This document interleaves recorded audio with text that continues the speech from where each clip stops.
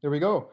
Welcome everyone to this wonderful event with Dr. Christopher McKee. My name is Manas Chawla. I'll be moderating today, and I'm the founder and CEO of London Politica and the president of the Political Risk and Investment Society based at the LSE.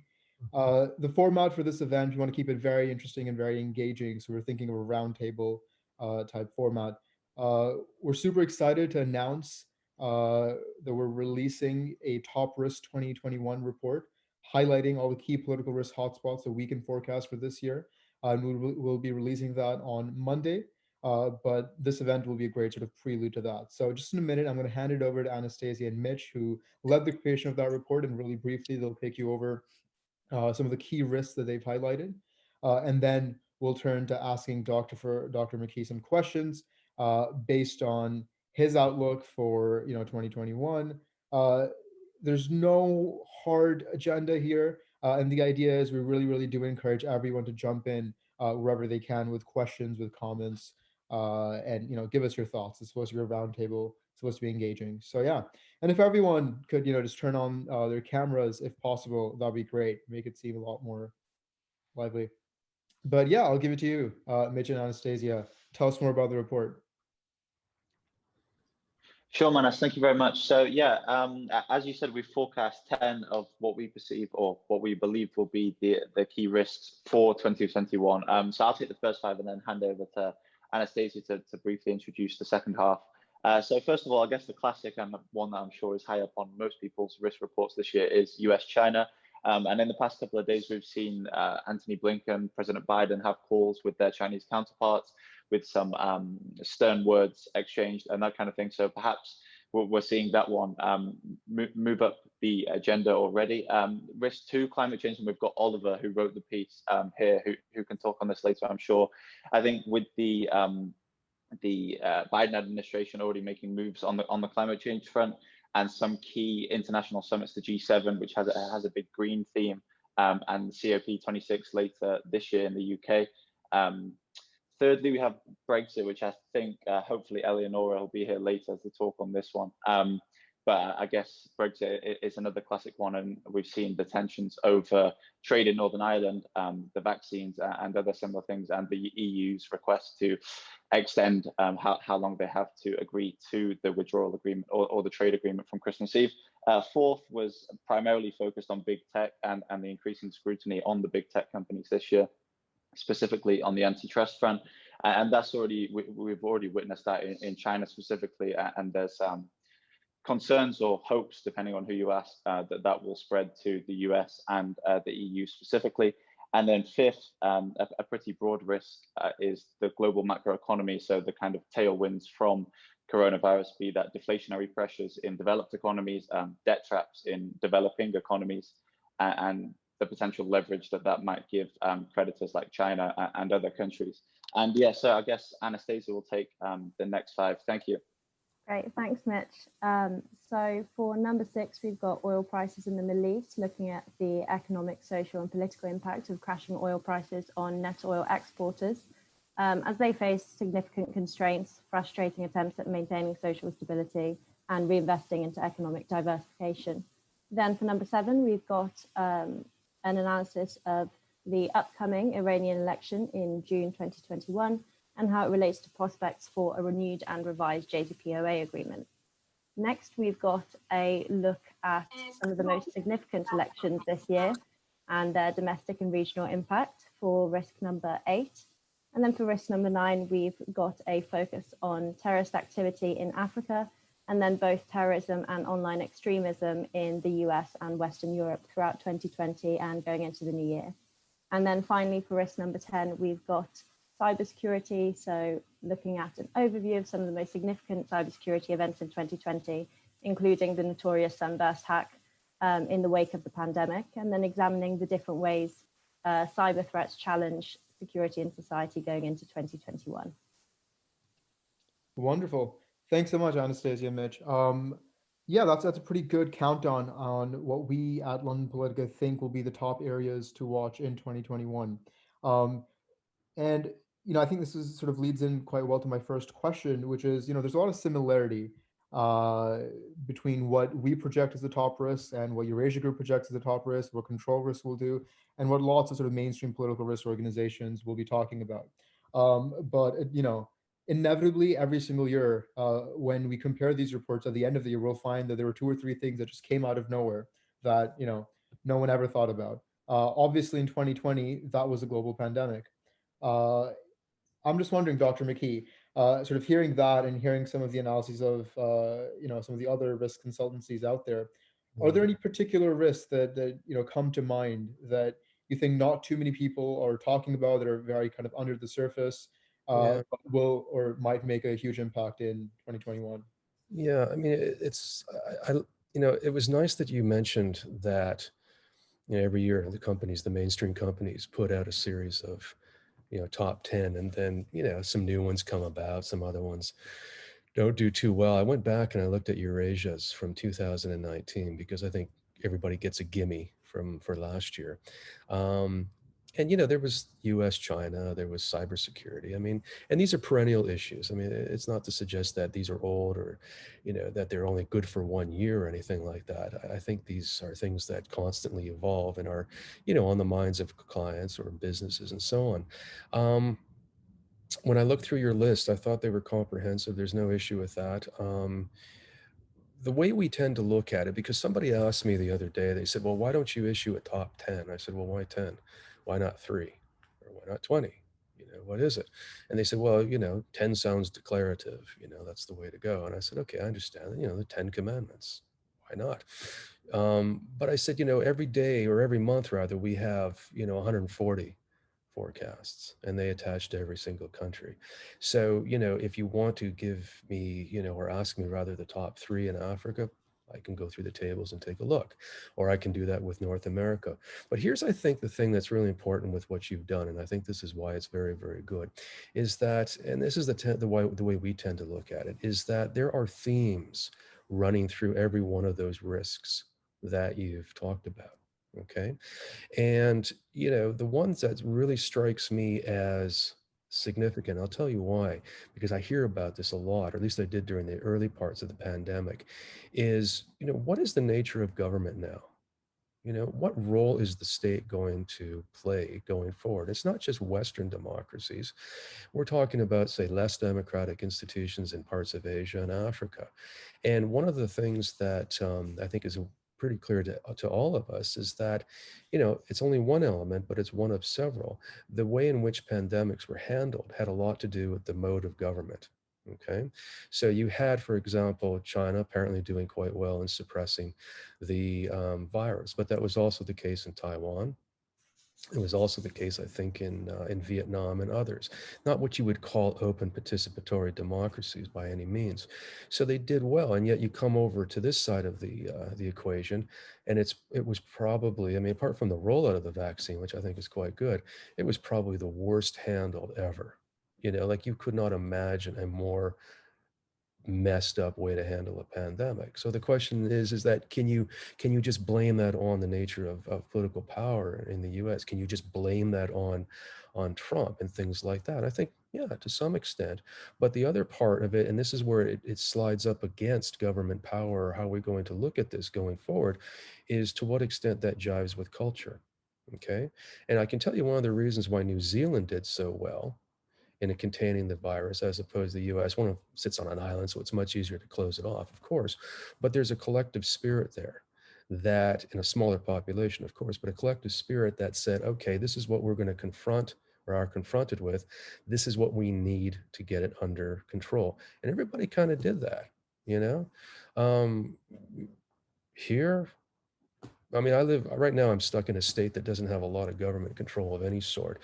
And the governor essentially said after May, wear a mask, social distance, and you're on your own. People just didn't stand for it.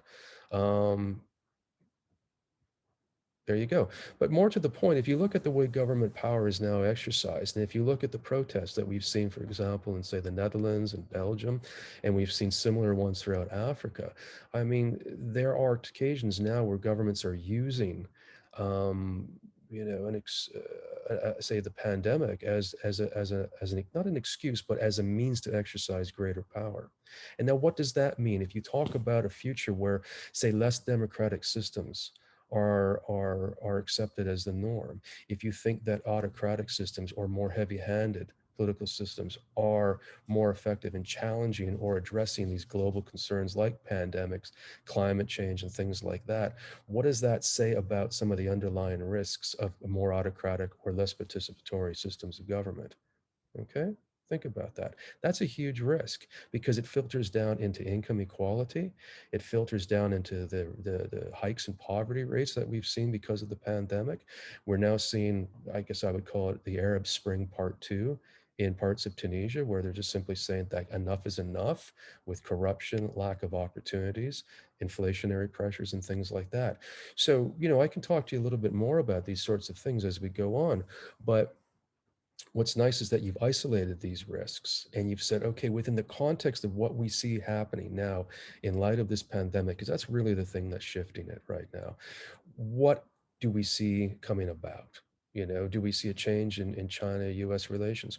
Maybe, maybe not. I don't think any government's going to do anything until this pandemic's done. Okay, regardless of what you hear in the media. Do we see cybersecurity as being a threat? Possibly.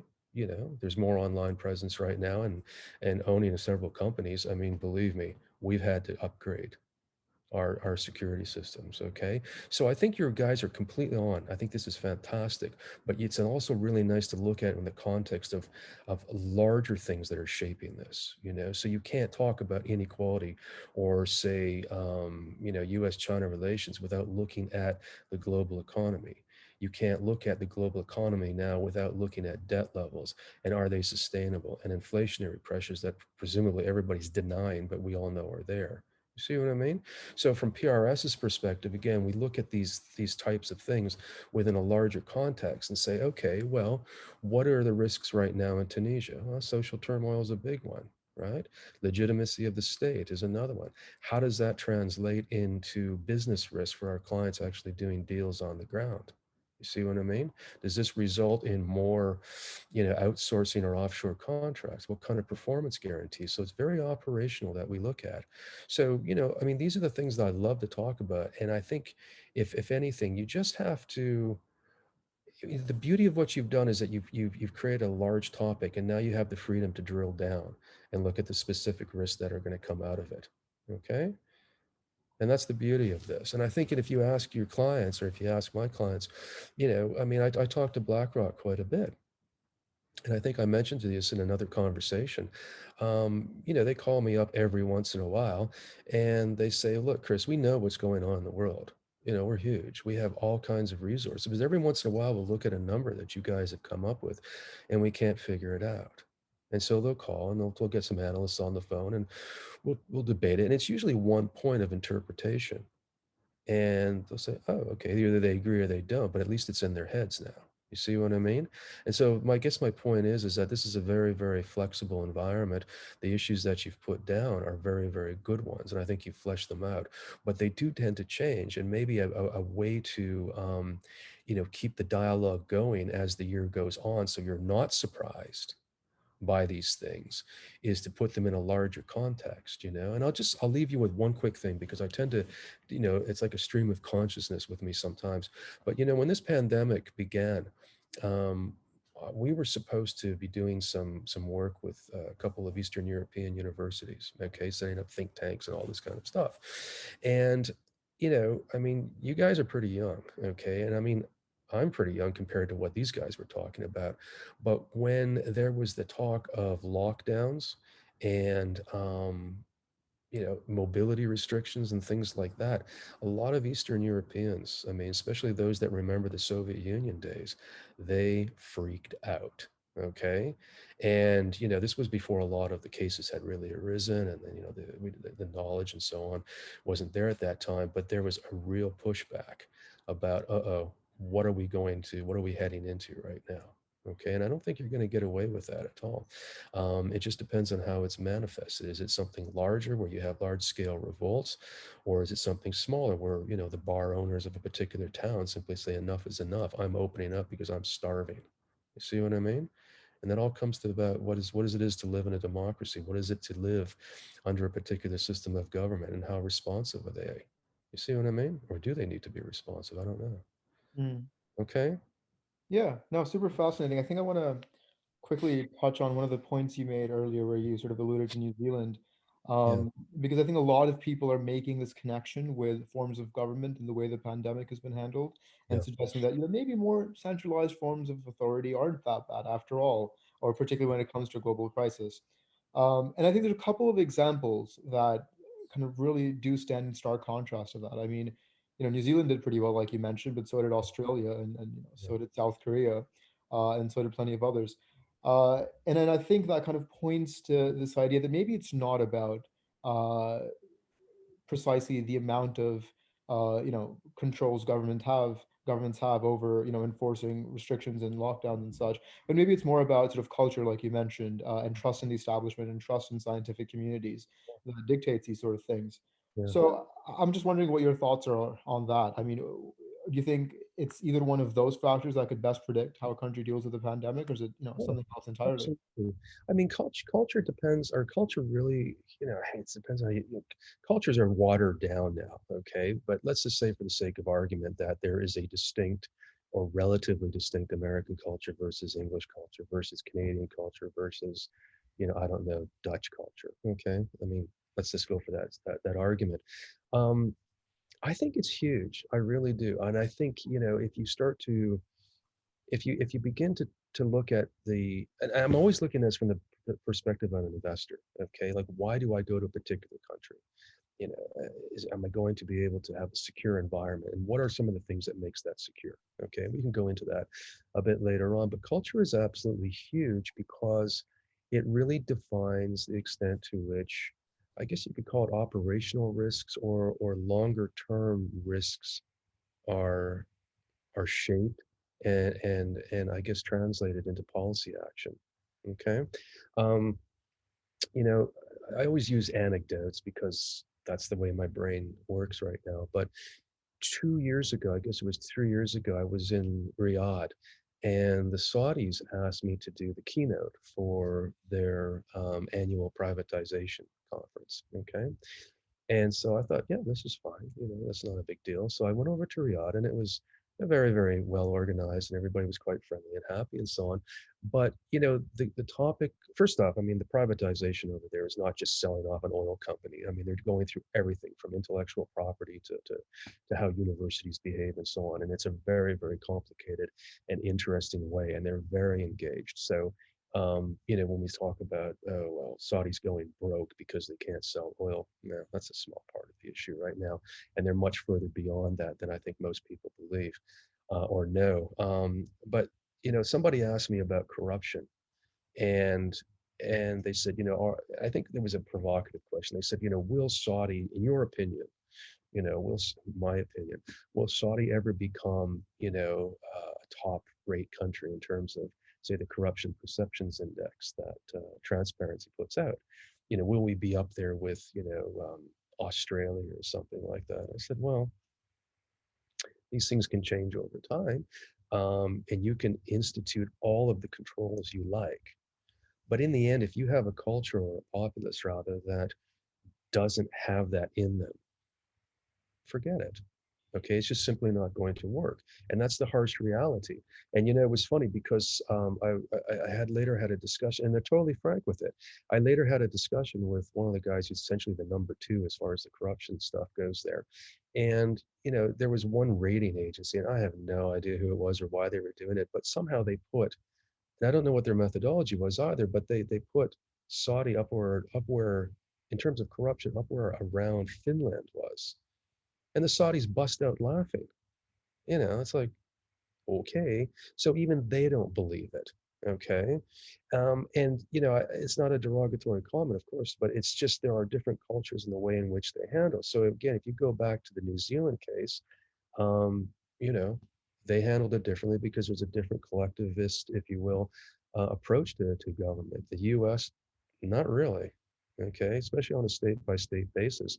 And you and I both spent enough time in Canada to know that when the first lockdown came, I guess in March or something like that, you know, that was the thing. All the Canadians sat down, you know, and they all waited it out, and they got their numbers down nicely for once. But nobody did that here. Absolutely not.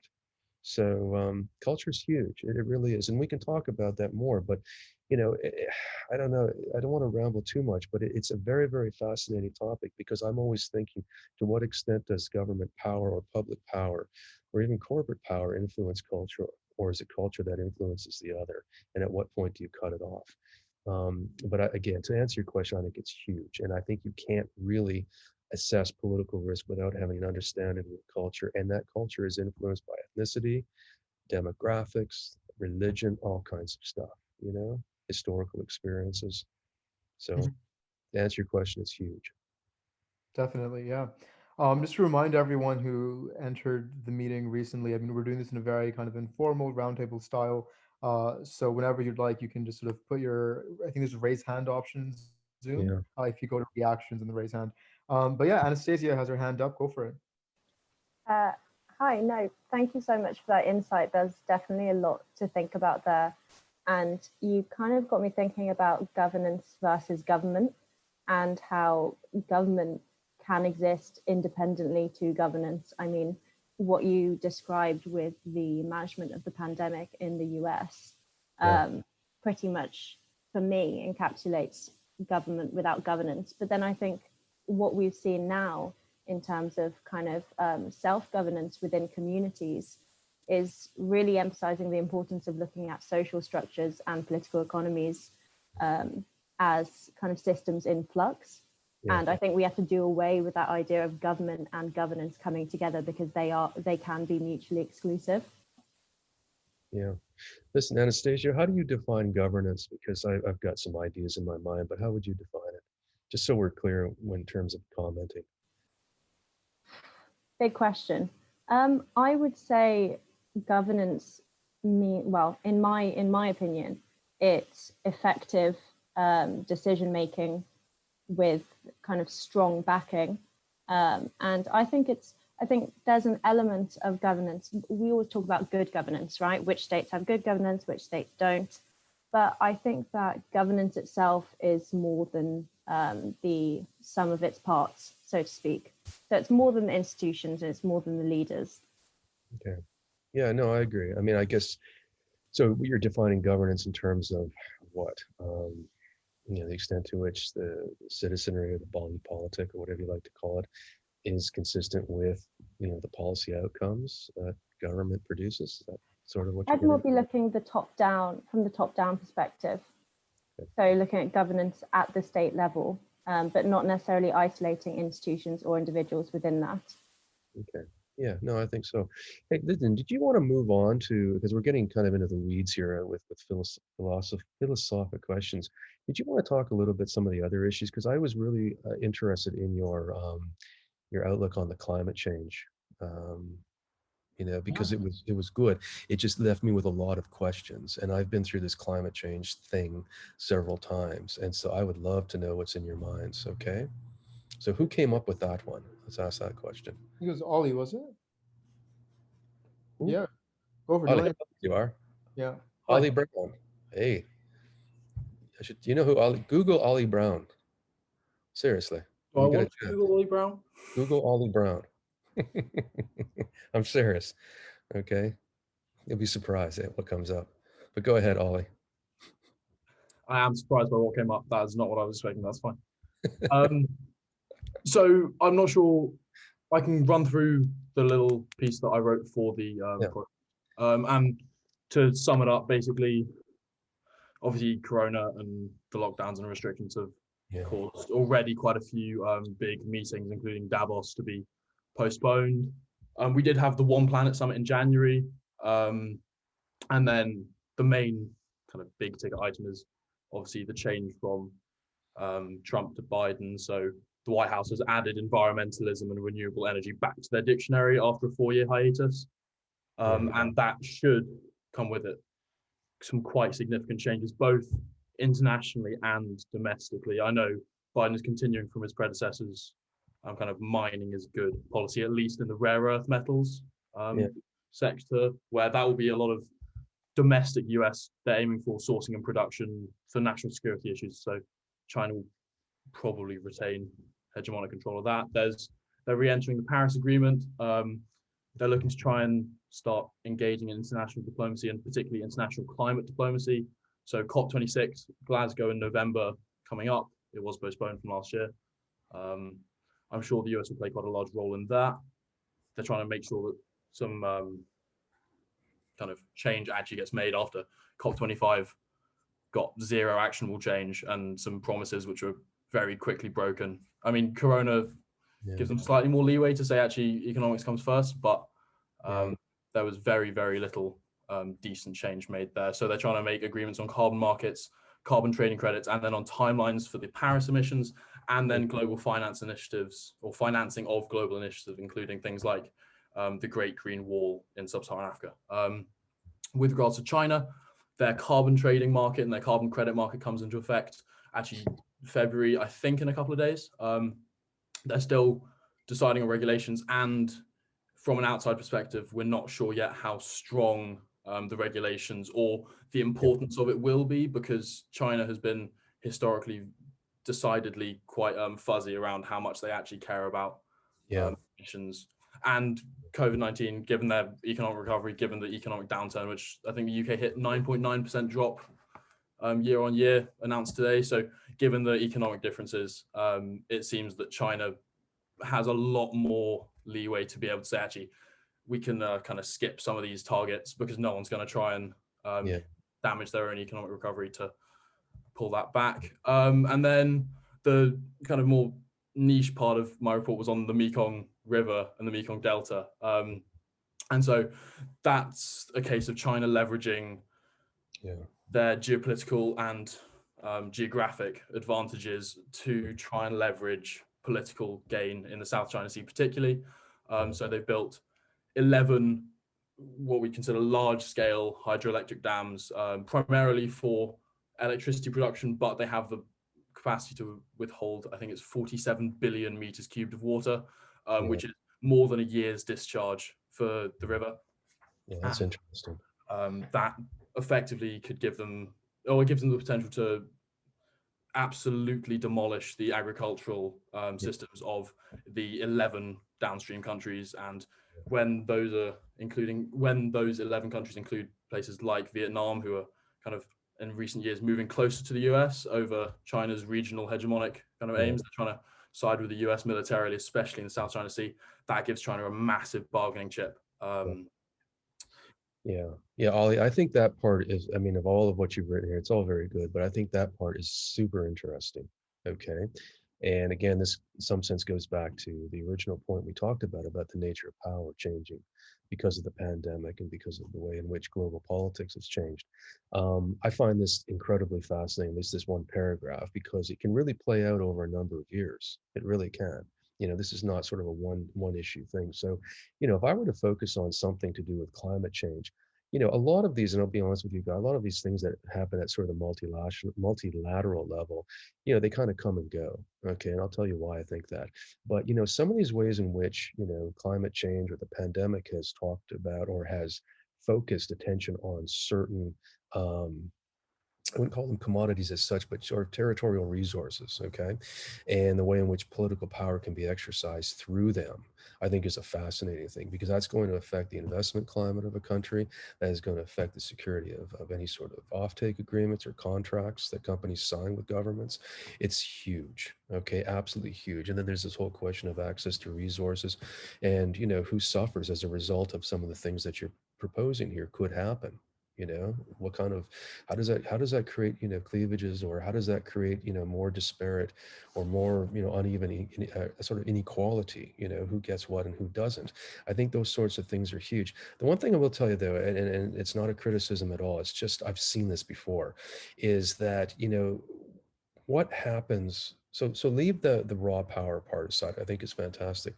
But, you know, this whole stuff about in the Paris thing, in not another summit, more regulations and things like that. I really, this is my opinion. I really don't think you ought to play those up to the extent that, you know, a lot of the newspapers do, for example. And I'll tell you why. This is just, again, anecdotal evidence, but, you know, I guess the only benefit of being around in this business for so long is that you tend to see things go like this, up and down, right? And everything changes, and nothing can be predicted for certain. But I recall in 2005, I guess it was, you know, when the UN, what was that, Intergovernmental Committee on Climate Change, or whatever they called it in those days, they released that report. And, you know, there was a political side to it, then there was an operational side, and the media focused on the political side that was generally written by bureaucrats. And there was all kinds of things that were announced by governments that were going to, you know, get us to a lower emissions level. And there was a couple of things that were happening at the same time. One was, you know, a credit crisis or a financial crisis that was going to blow all of this out of the water, okay, and completely overshadow it. But at the same time, there was the question of workability. Okay, you know, at one point they were talking about carbon credits, and they were going to be traded and things, and there was just simply no clearinghouse for it. Nobody, frankly, understood it, and for businesses, it was completely unworkable. Okay, so it was actually at that point in time, it was starting to get bogged down. At the same time, North America, at least in parts of Europe, had two really, really cold winters in a row. Okay. So I know it sounds trite right now, but at that point in time, people were saying, well, we have to recast the debate from global warming to climate change. And that actually undermined a lot of the credibility, you know, that people were looking at it in those terms. Now go back, this is 15, 16 years ago. Certainly we weren't as sophisticated as we are now in understanding these sorts of things. But at the same time, then a financial crisis hits the globe and all bets are off. Okay. Price of oil tanks, inflationary pressures disappear, and everybody's really just worried about keeping the money flow together. And what happened? Nobody talked about this stuff. Okay. And I can tell you one thing, that's one of the reasons, that's one of the prisms, I guarantee you, that Trump saw a lot of this stuff. You know, he saw the multilateral system being a self-perpetuating thing, that it was just a bunch of bureaucrats that were getting together. I mean, I remember the first climate change conference they had, shortly after that UN report, they had it in Tahiti in January. And they're worried about carbon footprints? Have it in Munich in January. Why not? Of course not, right? You know, so there's a bit of cynicism involved in that. So all I guess I'm saying is that I think the pandemic has done a lot of things, okay? I think it's really focused us people on different ways of living, I think, and that's going to continue for quite some time. I think it has also focused us on the need to do certain things that we did before. You know, like I know I can tell you business travel is probably going to be wiped out for a couple of years. And even smaller trips, or, you know, not smaller trips, but longer haul trips on jets and so on, are probably not going to pick up for all that. People just aren't going to do it. They don't want to do it. So that's going to change a little bit of the calculus here in terms of the overall impact. And again, when you start to lay that up against some of the economic risks that we're going to see over the next little while about, you know, huge budget deficits, debt sustainability, inflationary pressures, the extent to which that's going to, you know, change the terms of debt servicing agreements and things like that. I think some of these loftier goals may or may not translate into the kind of political risks that capture a lot of attention. I think they're going to be there, but I don't know how much business is really going to pay attention to it. And on the other hand, too, it takes a long time for these things to actually kick in. Okay. Now, the other thing I'll just finish with that, and this is what I see is, you know, we often think that governments lead on many of these issues, and in fact, they don't. They really don't. Okay. And, you know, back in and I'm talking specifically now about, you know, getting away from fossil fuels. And one small segment of that is the automobile industry. Okay. Now, I think honestly, we're at a point now where the electric car, electric vehicles, and those sorts of things, that's going to happen for sure. Okay.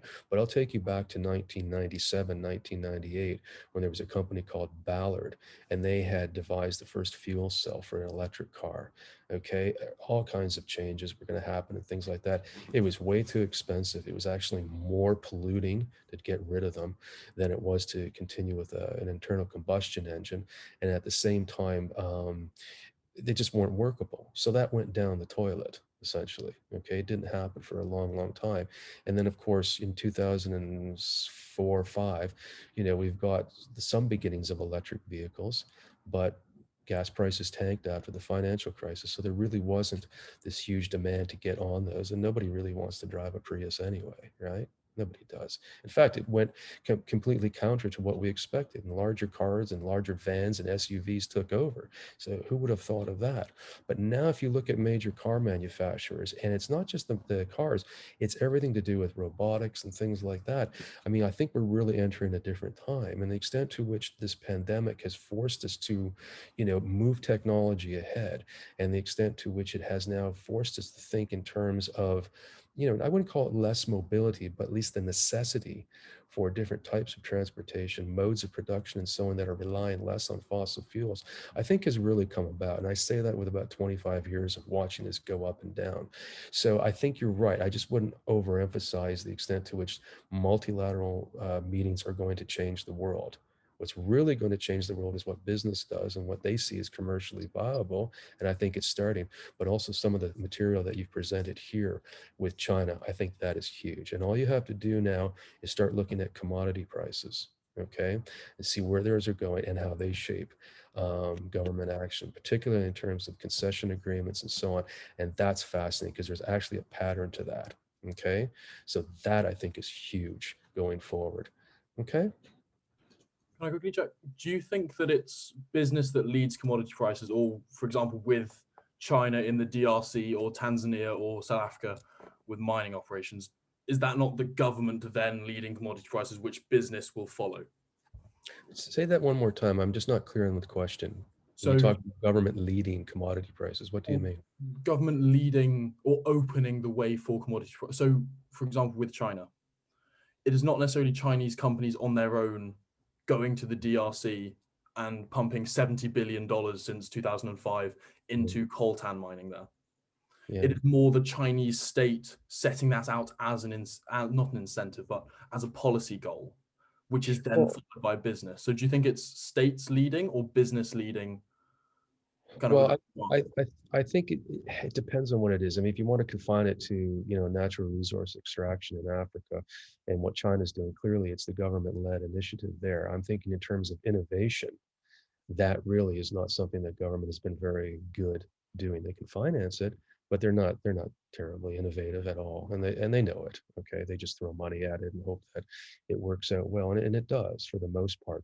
But when you talk about commodity price changes or trajectories, I mean, it's not just what the government does. Obviously, I mean, there's you have to again look at this historically. I mean, people are starting to talk about inflationary pressures. They're starting to talk about debased currencies. They're starting to talk about liquidity concerns now that are completely out of whack.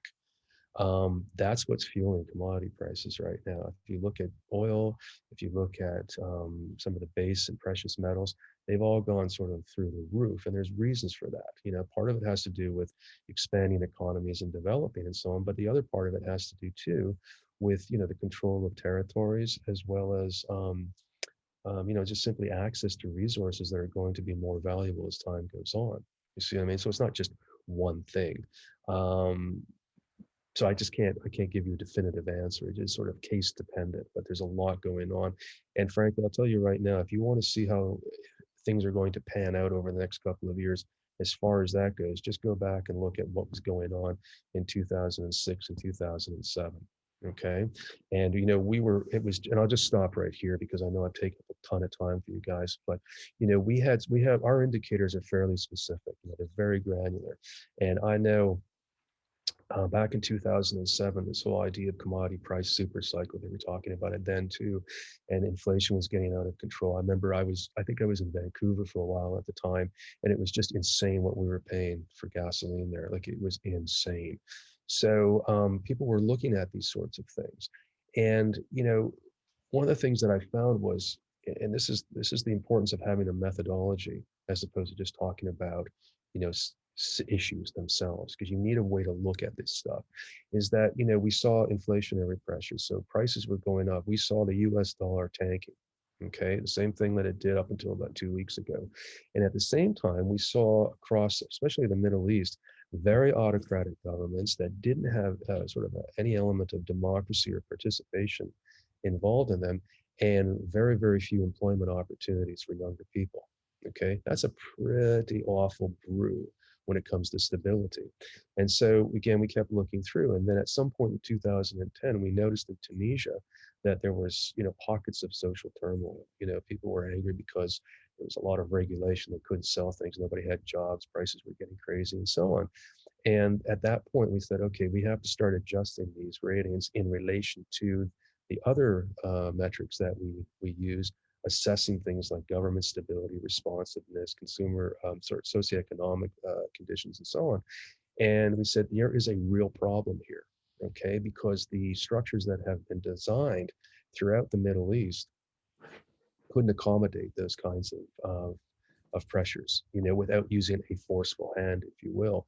And so, it really wasn't a surprise in some sense, because we said, listen, our ratings are deteriorating in Tunisia, and they are now deteriorating across that whole northern part of the continent.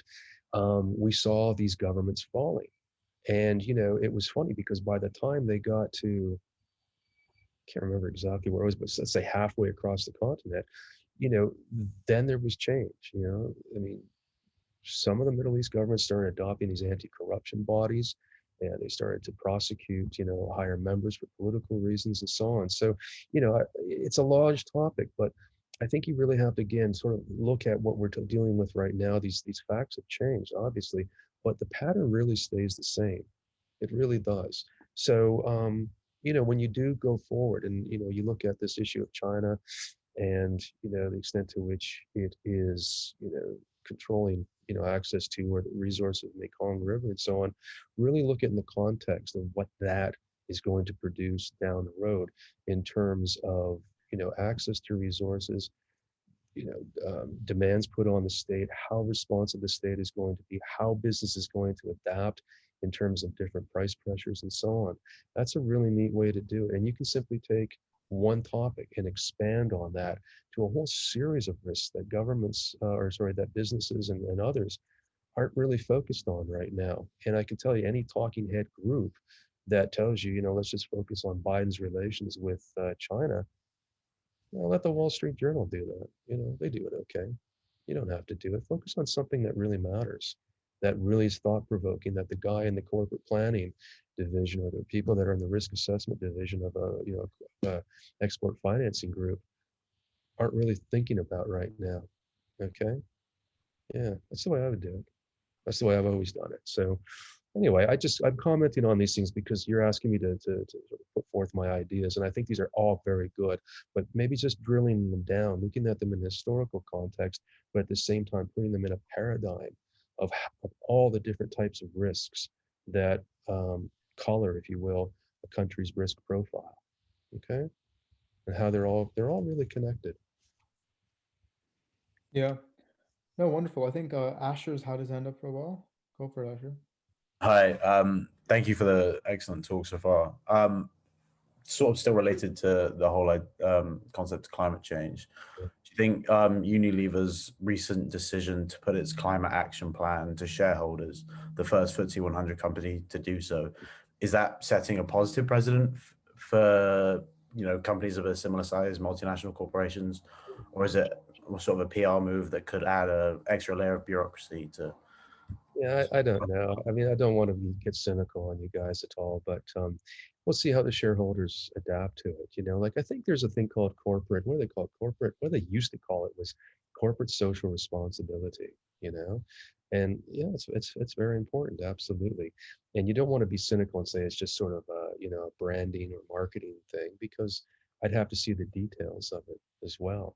But let me just give you an idea of how I would approach this. And I think it's very important in that sense, is that, most asset management companies now, and they're going increasingly in this way, is that they're constructing portfolios and they're looking at companies, countries, regions, and so on within the context of the, the ES or the ESG, environmental, social, and governance. That's huge. That actually caught me by surprise. One of the hedge funds that we work with over in your neck of the woods, we had a long discussion on this, and we started getting these data requests from all of these different asset management groups, smaller ones and larger ones, on certain aspects of our data. We really want to look at your data on poverty. We want to look at your data on democratic accountability, on social turmoil, on business confidence, consumer confidence, unemployment levels. And we're like, for the first time ever, we're thinking, well, okay, but they wanted to see it in the context of other risks. Okay. And so at that point, I started asking more questions, and they just said, frankly, we are putting together portfolios, and perhaps it's because it's fashionable, or they think investors want this, but the demand is absolutely there, to be more responsible, or to almost, I wouldn't call it democratize the corporate planning process, but it gets close to that. I really do think so. I think more people are just aware of it now than anything else. So, the cynical side of me says, yeah, well, they'll do this until the next crisis happens, and then they'll simply toss it like they always do.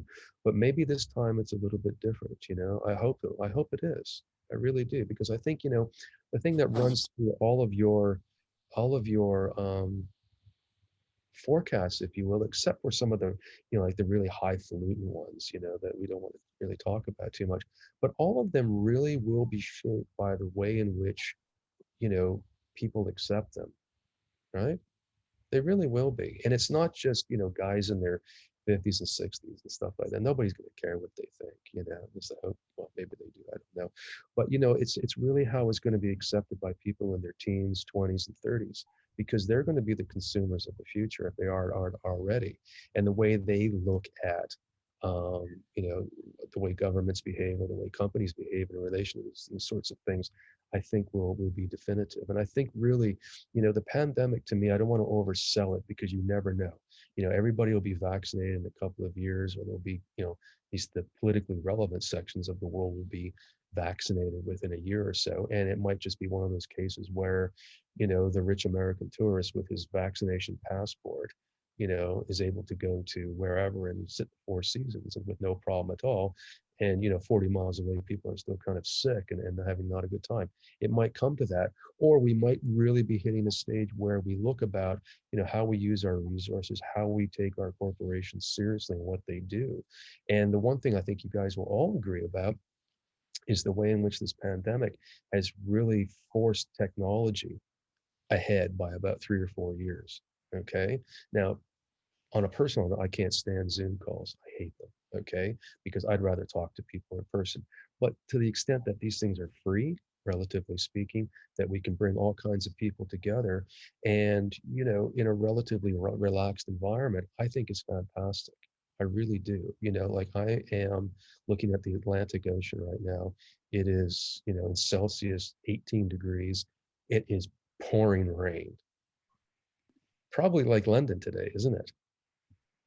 Okay. But the point is that even 10, 15 years ago, you would never have been able to do these sorts of things. So I think this is really something that's remarkable. So Asher, to answer your question, I don't know if it's a PR move, or I don't know if it's something legitimate, but it doesn't really matter in that sense. Let's just see what happens. And I think the foundations for it not being a PR move are quite significant, and certainly more significant than corporate social responsibility, or whatever they called it 15 years ago were. Okay. Thank you. Okay. Great. I mean, I have a lot of other topics in mind, but I'll leave it open for other people who might want to bring something up. We have roughly 8-10 minutes left, enough to properly tackle issues. Salsable, go for it. Yeah. Thank you for a fascinating series of comments. I want to ask you about this kind of new development where climate change is a permanent feature of the political risk landscape. Is this something that you've seen before, where something has become like a permanent feature of your work? And how do you feel about the idea of new forms of risk or new natures of risks like climate change and terrorism, or climate change, migration, civil disruption, being intricately linked with climate change? Yeah, I guess it really depends on how you define climate change. Can you help me with that one? I Yeah, mean, part of the problems I've always had with climate change is that it takes a long time to actually happen. Nobody can really measure it, and then there's a lot of cynicism about what we're measuring. So help me out on that one, because then I can zero in for you. Okay. yeah, absolutely. I really am referring to disastrous climate security issues. So perhaps that's drought, perhaps that's lessening resources, masses of people moving around certain countries, and Yeah. climate migrants as well. Yeah. Yeah. I mean, I think that the climate change issue is one that's going to, again, like you have to have tangible results, and it takes so long for it to actually happen. Um, but let me put it to you this way. I mean, I thought about this morning, about patterns of migration, and maybe not to the extent that we're talking about massive flux of refugees and stuff like that, although that could be an issue down the road, and we can talk about that later. But the thing that's interesting to me about migration, and I think this, again, it's pandemic, climate change. I mean, it's tough to start to separate some of these things, but one of the things I think you're going to start seeing, and this is a real political risk for governments, I think, down the road, is the extent to which, and I don't know what the term I can use. I don't know if it's called like knowledge workers, or anybody not in the sort of like service sector, but people like us, that can probably do these sorts of jobs anywhere. I mean, there is huge competition brewing now for like, what do you call it, like technology, or knowledge worker migration. Okay, I mean, Greece is trying to get people in, Caribbean islands are trying to get people in, because they know in the next couple of years they're going to come up against a fiscal crunch that they haven't seen before, because during the pandemic, or at least for the first couple of months, they've had to spend a ton of dough. If you go through, say, the any IMF table or economist table and look at budget deficits this year, that's nuts. Okay, I haven't seen that for at least 15, 20 years. Okay, good luck. Okay, everything will work out. It will, but the demand for tax dollars is going to be so great that governments will start competing for these types of workers now. Okay, I guarantee it. So, you're going to start seeing, and I mean, I wish if I wasn't tied to this area, I mean, I would be the first, believe me, to be doing this job from Caribbean. I would, believe me. Okay.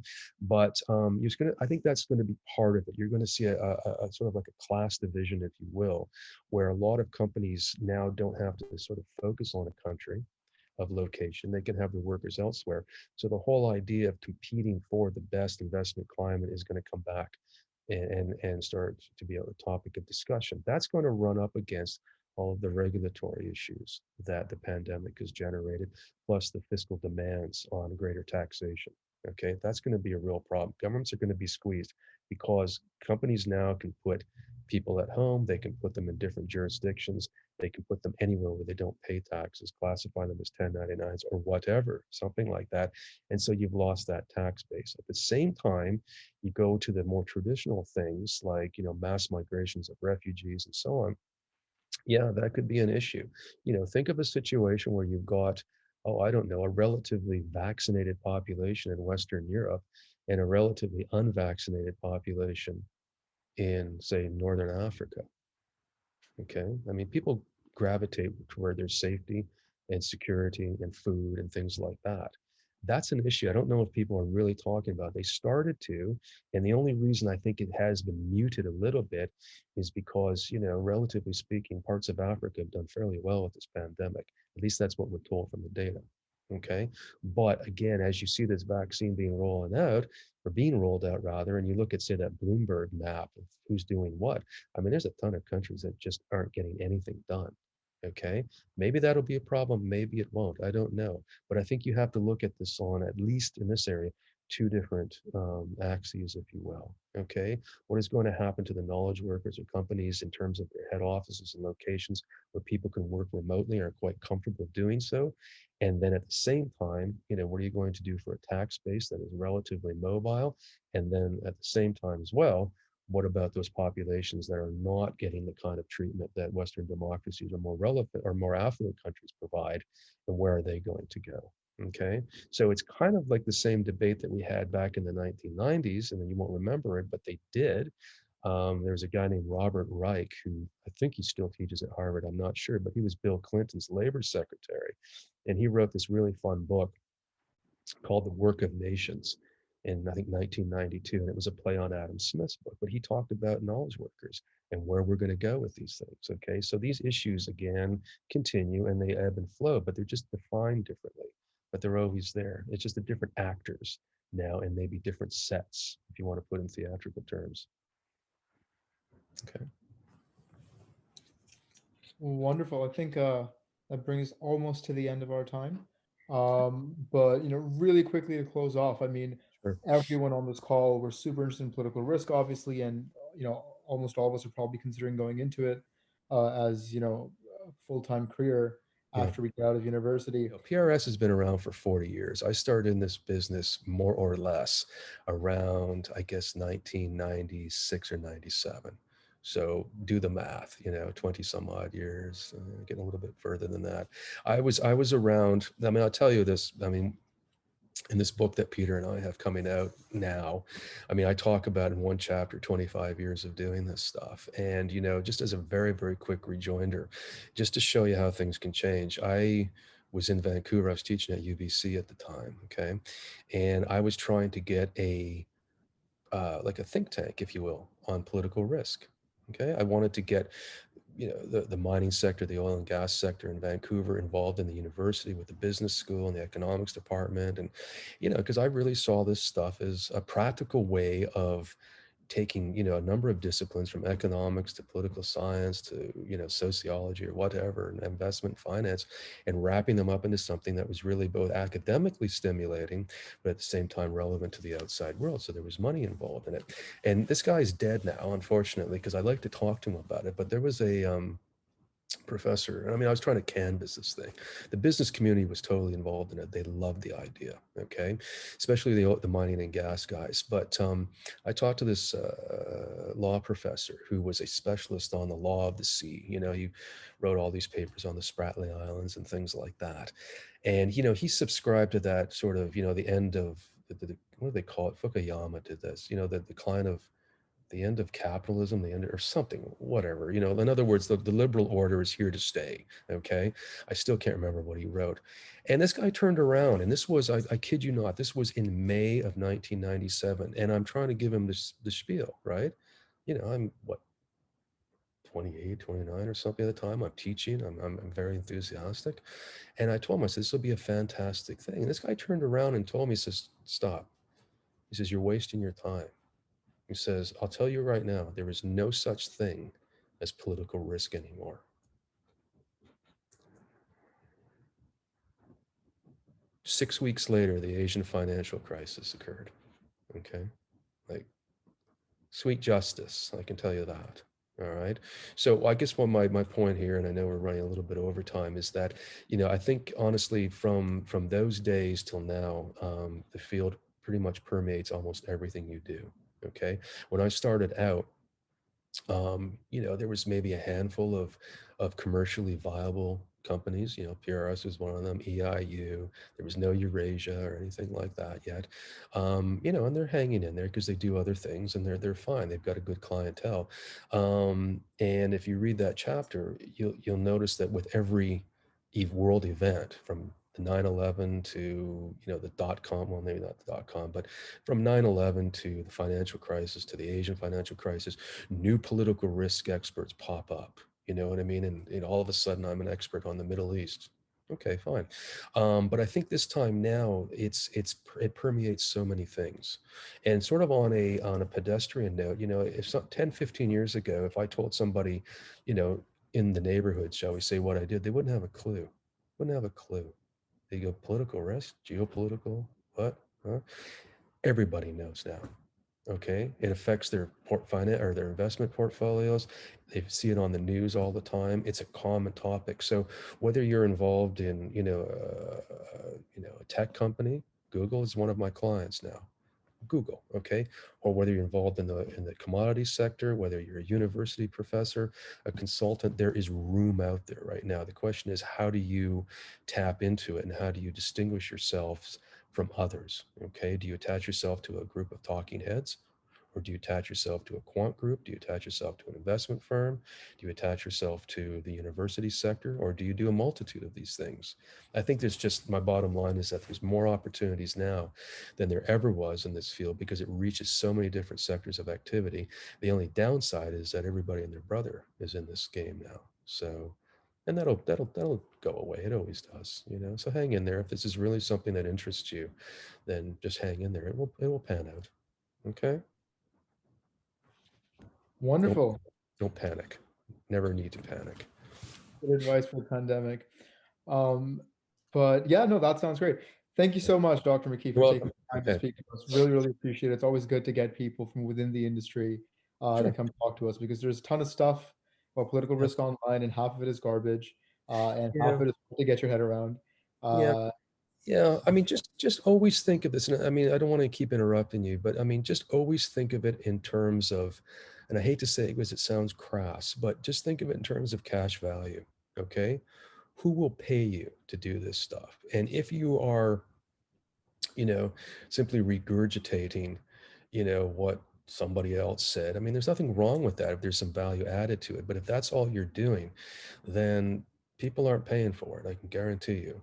But if you can come up with something that is granular, that is, demand, and, whatever happens, it has some longevity to it, then I think you're going to be fine. And that's the case with every line of business, right? Right? You can't just keep inventing shoes that look like the other guy's shoes, right? Have to be something different. Okay. Yeah. Okay. No, sounds great. Thank you so much for being with us. Really You're appreciate welcome. Okay, if you guys have any questions, just drop me a line. Manasseh's got my my email, and I usually answer within a few days. Okay.